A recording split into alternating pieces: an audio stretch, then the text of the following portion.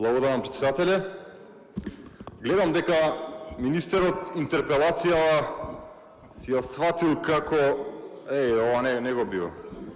Гледам дека министерот интерпелација си ја сватил како препукување за тоа што наследил и како наследил. И токму тука е неодговорната политичка функција на министерот, дека ние, пратениците, не сме одговорни за мотивите на интерпелацијата од оној кој што ја дал, туку сме должни да дадеме своје мислење и што околу тоа се случува во земјоделието континуирано. Инаку, почитуван министер, ние знаеме дека секој нареден министер во Независна Република Македонија оставил многу полоша и полоша состојба во секој сектор, па и особено во делот на земјоделието, шумарството и водостопанството. Она што е ваша ингеренција и кое што е предмет на интерпелација тука. Затоа интерпелацијата јас не сакам да ја коментирам од аспект на пресметка со владата или најмалку сиот товар на лошите состојби во земјоделието да го префрлам на вас. Но, кога имаме континуирано, ние, господине Бојан, те молам, седни малку, сакам да го гледам министерот додека зборувам. Председателе, ве молам, реагирајте. Ако може. Така да има ај контакт со министерот, да. Наискрено му се обраќам на министерот. Има многу доволно причини и за самиот да си поднесе оставка.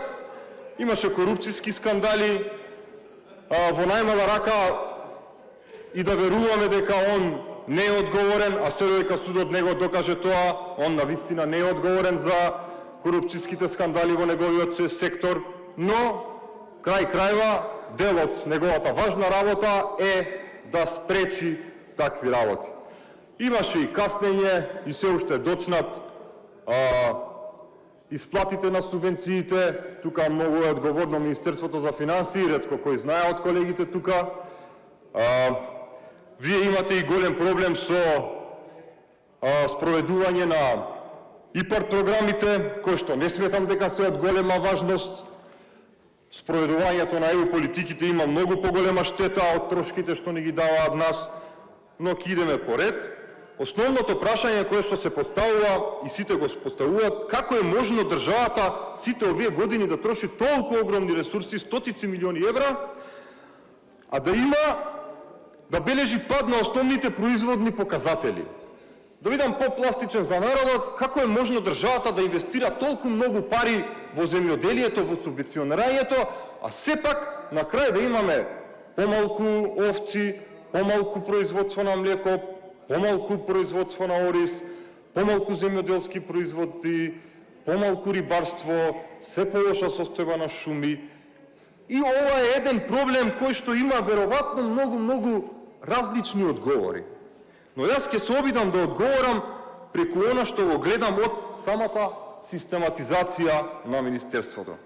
Почитувани колеги, ако ја видите систематизацијата на Министерството, вие ќе приметите дека ова Министерство веројатно ја емитира структурата на Обединети нации. Да, тука ли е камерата, да. Значи, тука има толку сектори, толку раководни позиции, толку многу луѓе. Не е достапен оној планот за работа, како се вика, систематизацијата, ова е органограм, уствари. Систематизацијата не е достапна да видиме колку административни работници вие имате во Министерството, а на терен не можете да спроведете дали некој навистина зема субвенции од тоа што има коштан таму или има цреши. Има многу случаи такви. Еве зошто не можете, затоа што преполни сте. Господине министре, вие најверојатно сте го наследили ова, но вашата должност е кога ќе дојдете да направите сериозни реформи. Ние во собрание не видовме никаков предлог од вас да дојдеме и да ги смениме овие работи. Имате дури 13 државни советници.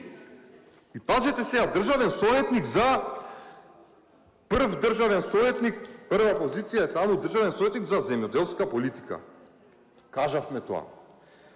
Значи, се имаме каква земјоделска политика анализира овој државен советник и што помага таму кога цело време имаме пад на основните производни аутпути. Да го прескокнеме тоа, пошто многу се кажа, за тоа јас не сакам да се задржам. Имаме државен советник за стратешко планирање. Ако одите на Министерството за за земјоделие, ќе видите дека стратешките документи се пола истечени, а оние што уопште не се истечени, што верувам министерот ги нема погледнато воопшто, се расказ семинарски направени не знам од кого. Јавноста уште помалку ги има видено, во јавноста воопшто не се ни расправа, во собранието уште помалку и се тоа ви кажува. Имате државен советник за меѓународна соработка и за ЕУ, додека во исто време имате и сектор за ЕУ. Ова просто може да се каже дека е сектор за ЕУ и посебен друг сектор кој што е за меѓународна соработка, ама веројатно ова е сектор за спроведување на надворешната политика на ЕУ 120%. Онака како што сакате да го направите, односно сектор за санкции на Руската Федерација, што ќе каже дека тоа е сектор кој што помага да се уништува дополнително земјоделците во Македонија со тоа што ќе им се забрани, пазете, ќе ја оштетат веќе паднатата Руска Федерација на колена, тоа што македонските земјоделци, Министерството ќе им забрани да ги продаваат своите производители во Русија. Замислете во еден толку голем пазар. Имате државен советник за рурален развој. Дури и врапците знаат дека руралните средини во Македонија се претворени во пензионерски мала. Што прави овој државен советник? Имате советник за земјоделство, чостарство и рибарство. Ово е некој државен гений. Да го најдеме човеков и да го донесеме да биде во највисоките позиции, па може и за министер, кога се надевам вашата интерпелација ќе помине. Имаме државен советник за земјоделство и растително производство, кој што ништо нема, никакво издадено, никакви документи, ништо не сме го виделе во јавноста. Имаме државен советник за земјишна политика, тоа е она политика која што треба да го окрупни земјиштето и да го направи поефикасно и поефективно неговото обработување, за со многу помалку ресурси да дава многу поголеми производи и стратешко таргетирани. Ние имаме расцепкано земјоделие, најрасцепкано во регионот. Значи, овој советник, одма да го смените, министре. Имаме советник за шумарство и ловство. Имаме се повеќе изгорени шуми, имаме селани кои што не можат да си наберат дрва за огрев, додека во исто време ги гледаат дрвокраците како поминуваат низ сред село. И истите дрвокраци им продаваат огрев, дрво за огрев за дома, а они не можат да си наберат, пошто вашата шумска полиција ги гони само нив. Само ваквите. Значи, нема многу време за водостопанство. Имате советник кој што имаме 70% загадени води, тоа е катастрофа. За правни работи, ова е за корупција и непотизам. Имаме за семе и саден материјал 70%, 80% од семениот и саден материјал е увозен. Што прави овој советник? Имаме за комуникација и односи со јавноста.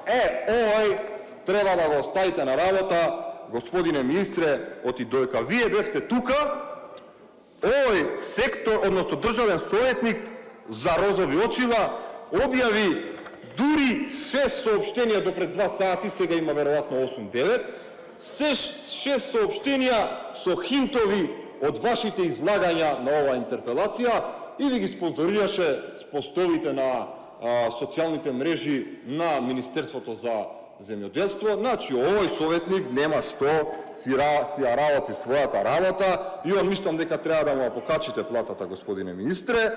Добро си ја завршува пиар работата и да ни купи на сите некои розови очила и да каже дека ова е супер.